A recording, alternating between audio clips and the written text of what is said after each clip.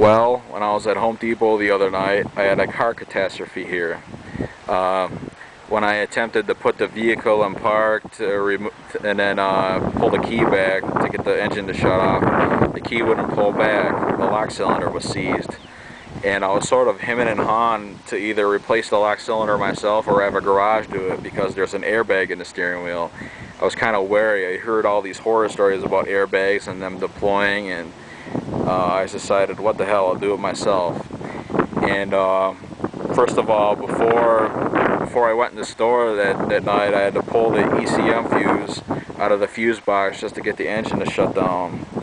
And I had to pull the ECM fuse, and that's your electronic control module or computer fuse. I had to pull that fuse out just to get the engine to shut down, because that shuts your fuel pump down, and since the fuel pump can't pump fuel, your engine will shut off. So yeah, I had to pull the ECM fuse just so I can go in the store. And yeah, and then when I came back in the car, I had to put the ECM fuse back in just to get the vehicle started again. And then when I got home, I had to pull the ECM fuse again just so I can get the car to shut off again. And then after that, I had to disconnect the negative battery cable, because I mean, if I didn't disconnect the battery cable, all my accessory lights would be constantly on because I couldn't pull the key back. And I didn't want my accessory lights on, otherwise it would drain my battery. So I disconnected the negative battery cable in the engine compartment. And yeah, and in order, you got to first disarm the system before attempting to repair the airbag steering wheel. You can either disconnect the wire on the bottom of the dash, this yellow wire I guess, or disconnect the battery.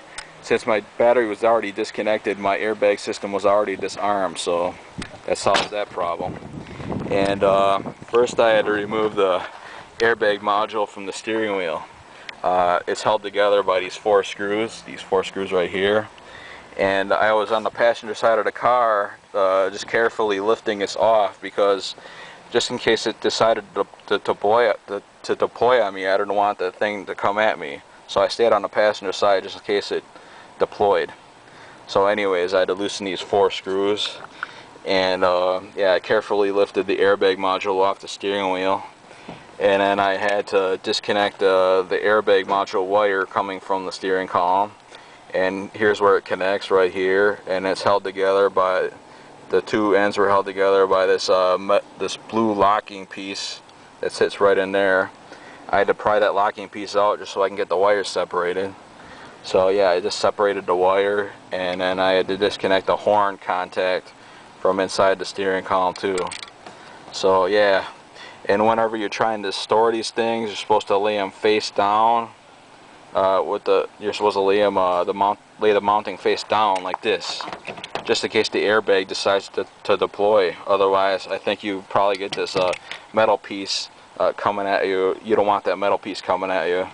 I mean, when these things deploy, the airbags, when they come out and deploy, they come out at like 200 miles an hour.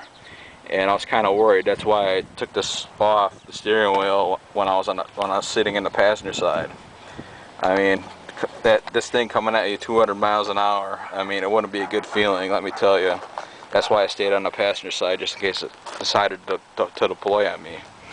But anyways, I had to remove the steering wheel too, of course.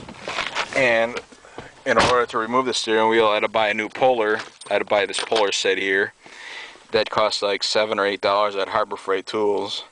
I mean, I had shitty pullers in the past, now I got a good one. But anyways, I had to pull the steering wheel off, and of course here's the module connector. I had to pull the steering wheel off, and then here's what it looks like when the steering wheel's off. I mean, here's the airbag coil, or clock spring as it's called, and it's held on the steering column with this snap ring here. I had to get some snap ring pliers just to get the snap ring out, because I didn't want to overbend this one. So yeah, I got a replacement clip. So I lifted this off, and there's this wave washer that sits in between the airbag coil and the lock plate. He lifted this wave washer out, And after you do that, you got to have a lock plate remover to remove the snap ring that's on the steering shaft, just so you can get the lock plate off. There's a snap ring right here, and yeah, you got to have a lock plate remover just to compress the lock plate down so you can get that snap ring out. So yeah, I had to get a lock plate remover. I mean, this is my old lock plate remover. This is one I bought. I bought this one in 1994 when I had my first car, a 1977 Chevy Impala. It has smaller forks on it. It's designed for models without airbags, so I couldn't use it on this one because the steering bowl is longer. The airbag models are longer, so I had to get a new lock plate remover. This is the new lock plate remover. This is the one that's designed for models with airbags. The forks are longer, and it fits on there, and I can compress my lock plate to get the snap ring out. And that tool cost 15 bucks. My old tool was outdated, so yeah, you just lift the lock plate out after getting the snap ring off. And then here's your horn contact. I mean, your horn wire connects to there. You gotta lift that out. Lift that out here, and then there's a spring behind that, in between the turn signal switch. There's a spring that connects it all, that compresses it all together. Gotta remove that. And yeah, you gotta. There's this hazard hole on the bottom where your hazard hazard switch connects to. You got to remove this screw here, the Phillips head screw, just to get the hazard tab out. And here's the hazard tab. And yeah, and then you remove the 3 mounting screws for the turn signal switch, and you pull it right out. You pull the turn signal switch aside like this, and then there's this key buzzer switch right here. You're supposed to remove that. I mean, I couldn't remove it. I had to glue it back together. I mean, I ended up breaking it because it was stuck in there. And there's a silver screw right here, and then there's a black screw above it. The black screw holds your lock cylinder in. So you take the black screw totally out, and your lock cylinder just pulls right out. And yeah, I had to. And then I installed that new lock cylinder last night. When I had my first car in 1994, when I replaced my first lock cylinder, they cost about 20 bucks at the auto parts store, but nowadays they're much cheaper. I got this lock cylinder, the new one, for 12 bucks. I was quite surprised they went down in price, but I mean, GM has moved on since then, and they have different steering columns now. But anyway, I got a new lock cylinder, and now it moves freely, and all I got to do is just put this thing back together. Yeah, I had to glue that key buzzer switch back together because I ended up breaking it.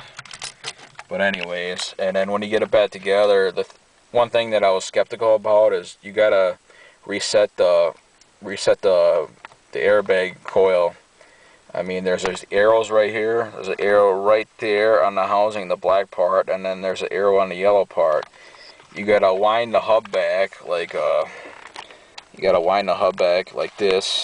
wind it until the spring just gets tension, and then you wind it back 2.5 times, and then your arrows are supposed to be aligned, and that prevents your airbag deployment. I mean, I checked the Haynes manual. They told you to wind it back 2.5 times, and then it's set. And I tried doing it, and it just wouldn't help.